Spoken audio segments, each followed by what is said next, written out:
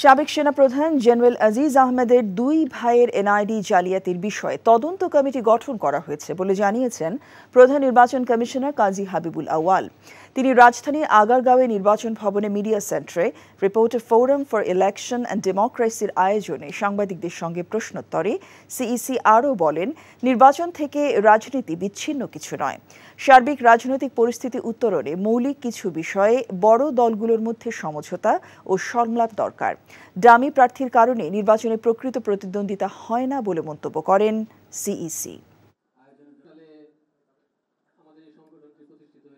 আজিজ সাহেবের বিষয়টা আমরা জেনেছি, আরও কোন অ্যাকশন যেমন আবার কিছুদিন বলল যে বঙ্গবন্ধুর মোসলেউদ্দিনের ছেলেরা করেছে, এগুলো হঠাৎ করে ২০-২৫ বছর পরে কিছু কিছু তথ্য আমাদের কাছে আসছে।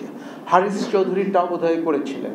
ডাটা এন্ট্রি অপারেটর দ্বারা হয়তো প্রলুব্ধ হয়ে লোভের বশবর্তী হয়ে এই ধরনের কিছু কিছু কাজ করেছে, কিন্তু ব্যাপকভাবে এটা হয়েছে ব্যাপকভাবে তা কিন্তু নয়।